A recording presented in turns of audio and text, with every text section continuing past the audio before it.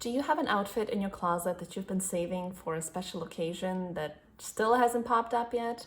Or is there a place for food and drink that you wanted to go to, or an activity that you wanted to try, but every time you bring it up to your friends, seems like no one's as interested in it as you are, so you still haven't gone? And you're trying to make it happen, and it's like the opportunities are passing and you're not going. How many times have we done this? How many times have we saved ourselves for other people or for someone else to give us an opportunity to do the things that we want? If you can think of at least one time, you are not alone, because I have definitely done this too. My name is Ivana, and today I want to talk about whether or not you should be doing more things on your own. So going back to the things that we think about that we haven't done, we ask ourselves, like, why haven't I gone and done it? And I think it comes down to just a couple of things. Mostly, we think we're gonna look like losers if we go out by ourselves, like someone's gonna notice us sitting there alone and be like, where doesn't this person have any friends? Or even more so, even if you're like, yeah, I would go, I just don't think it's gonna be fun by myself. So you've been putting stuff off. Those two things are valid, but there's a problem, because like now you're putting off things that you wanted to do based on two things that you're not even sure about. Like, you don't know if it's not going to be fun by yourself, and you have no idea what someone else is going to think about you, when truthfully no one's going to pay attention to you. To bring my point across about why I think we should go out and do more things on our own, I want you to think about a particular character that we're all probably very, very familiar with, and that is James Bond, 007, Martini, shaken, not stirred. That's an iconic character. 60 years worth of movies have been made with different characters playing this guy. He is the embodiment of doing literally everything by yourself and having adventure and having fun.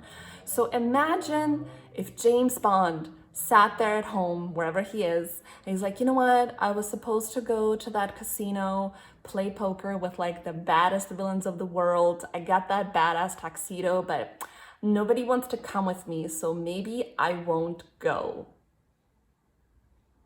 We would have 0 movies and he would be just like a regular Joe Blow. James Bond is the type of person that goes out and just does what he wants, and wild things happen to him. I get we're not all James Bond, but there's parallels that we can draw from a character like James Bond. Whether you're a boy or a girl, it doesn't matter. What we can learn from James Bond are 4 things.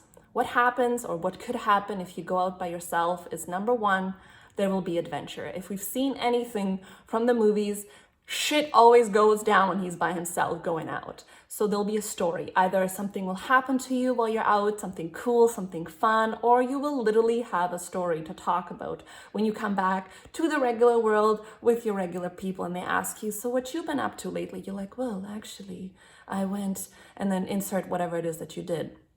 Number 2, badass confidence. Nothing is more badass than doing what you want, when you want, and how you want it.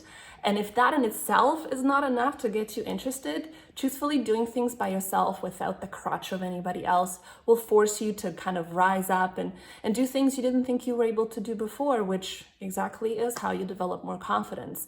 Point number 3 is you will get skills or knowledge, either or, maybe both. So depending on what you go out and do, you might learn something. You either might learn, oh my God, too excited. You might learn maybe about the place that you're going to, maybe you'll learn something about yourself, maybe about people, or maybe you will literally learn new skills. Maybe you will learn how to fly a helicopter and drive a boat and a semi-truck and a motorcycle and an airplane and a car and like a tank, and I don't know what else James Bond knows how to do, but you can learn all of that if you try stuff. Point number 4 is connections.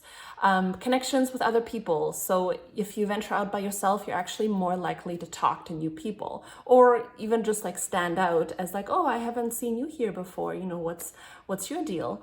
Or even if you're trying new activities, you might open yourself up to a new circle of people that you wouldn't have been exposed to otherwise. I know I have been on both end of things. I have definitely missed out on things. I waited. I was, not going to things, or I would like only go if somebody else would go with me. I would be kind of on somebody else's time schedule. maybe I just need new friends. I don't know. But in the last few years, I've definitely channeled my inner James Bond, and I have ventured out by myself. And I will tell you that all the 4 things that I've listed happen. You are literally more likely to talk to people because you don't have your friends with you that are like your main conversation piece. So you're forced to go talk to people, which is actually way less scary than we think it is. You have fun. It's honestly not as bad as we think going out and doing stuff by ourselves. So some of the things that I've done is I showed up to dance parties by myself. Like first I started doing salsa classes, which again was another thing I started by myself because nobody wanted to come with me. And then I would go to dance parties by myself as well. So I would just show up, and whoever was there, I would dance with them. And if nobody was there to dance, then I would just watch other people dance. And it was very enjoyable. I also started CrossFit by myself. I also would go boldly when I was invited. So I would never check when is everybody else coming, are other people there already, who else is going to be there. I just go, I'm invited. I know that I will have a good time because I have me with me, and I will always have a good time by myself. So I go.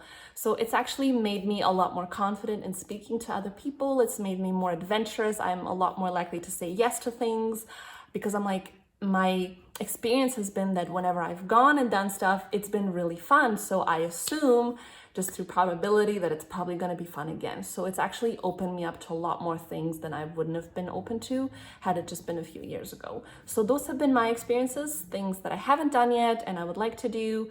COVID and all, keeping all that in mind.